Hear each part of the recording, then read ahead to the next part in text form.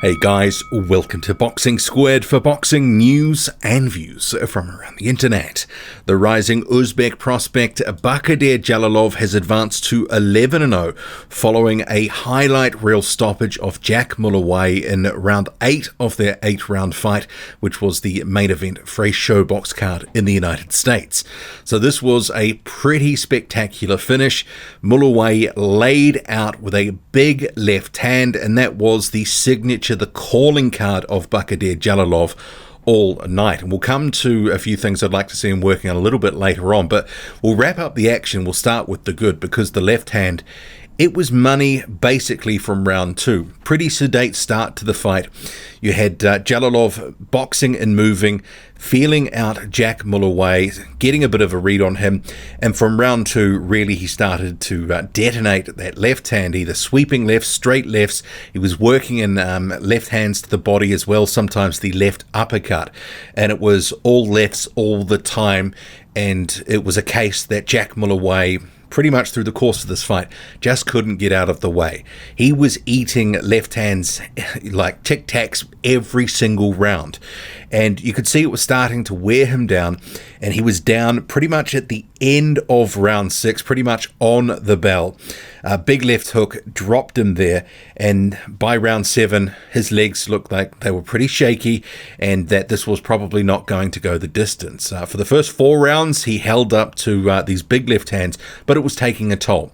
And in round 8, of course, it was the left hand again. It did the damage, and as you can see here, flat on his back, big left hand connects left hook, and it was all she wrote. So it did look like after round 7 that this probably wouldn't go the full 8, but Mullaway, he's tough, he's durable, but the height and the reach played such a pivotal role in this fight. Whereas the loss for Mullaway against Frank Sanchez was more about he was being outboxed and outskilled by Sanchez, wasn't necessarily hurt in that fight, but in this one, right from the get-go, the range was just an issue, and he couldn't get his own work away to any real extent. I think I maybe remember about 5 or 6 punches that he really landed with any authority across the whole fight. So success was few and far between for Mullaway. He kept coming forward as Jalalov was circling and moving and looking to detonate that left hand. And I guess with the good also comes the bad, because it was starting at different points to become a little bit predictable. And even though he couldn't seem to get out of the way sometimes, Mullaway knew what was coming and pretty much where it was coming from most of the time. So it was becoming a little bit predictable. The jab sort of fell away from Jalalov as he looked to land his money punch, his power punch, that left hand as the southpaw. But there was no real right hook in the fight as well, and I think going forward I'd like to see that jab used to better effect, maybe throw it a little bit harder, double it up. It really was pouring at times, and just a sort of a rangefinder, a distance sort of measuring stick as opposed to a weapon to score points with.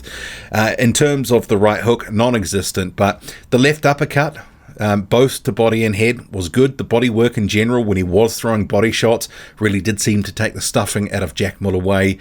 And obviously the straight left, the left hook, and the sort of sweeping left, very, very effective and did the damage. So there is room for improvement for a guy who's got a lot of upside. 6'7" southpaw who moves well and has power. There's a lot to like. And I think if he can mix a few more punches in and have a bit more variety, it is going to help disguise the left hand. Otherwise, it's kind of like that Deontay Wilder thing that, it's the right hand, pretty much the right hand only, and eventually he might land it. But it's the case that if you disguise it with a jab or some other punches, it can certainly have a bit more mystery about when it's coming. But overall, very good performance by Bakhodir Jalolov in this fight. Good win over a durable guy, and really he showed that there were levels between them and that he's ready for bigger tests. And this was a step up of sorts for Bakhodir Jalolov, his 11th pro fight. Recently had fought Kamil Sokolowski. This is a sort of slight step up from that, and he handled the test and really came through it with flying colours overall, working with a new trainer as well. So I guess as he sort of transitions and works in some new things, there's a lot of optimism about that there is still improvement here for the Olympic champion from Tokyo. And I do think he can get better, and as he moves up the ranks, he will need to, because some guys who are sort of closer to his height have better skills, better defence.